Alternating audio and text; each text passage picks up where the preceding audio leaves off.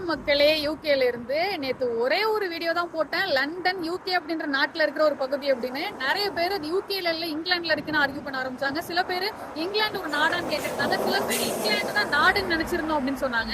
So இதுல நிறைய confusions இருக்கு உங்களுக்கு. அதே நேரம் மக்களுக்கு கரெக்டான இன்ஃபர்மேஷனை கொண்டு சேர்க்கதானே ஆசைப்படுறீங்க. உங்களோட கன்சர்ன் எனக்கு புரியுது. அப்ப அதை நம்ம சேர்ந்தே செய்வோம்.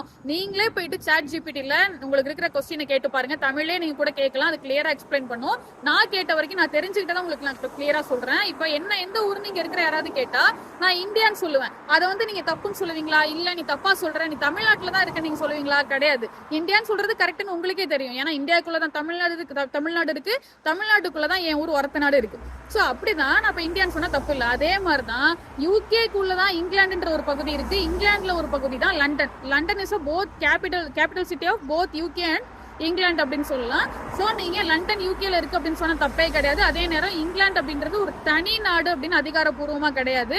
இங்கிலாந்து அந்த மாதிரி சட்ட ரீதியா தனி நாடு அப்படின்னு சொல்ல மாட்டாங்க. யூகேவை தான் தனி நாடுன்னு சொல்லுவோம். பாஸ்போர்ட் எல்லாமே அப்படிதான்.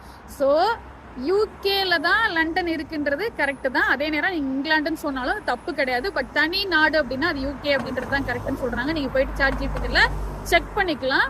அண்ட் இது உங்களுக்கு கிளியரா இருக்கும் அப்படின்னு நினைக்கிறேன். லண்டன் ஒரு நாடு கிடையாது, யூகே ஒரு நாடு. யூகேக்குள்ள இருக்கிற ஏரியா தான் லண்டன்.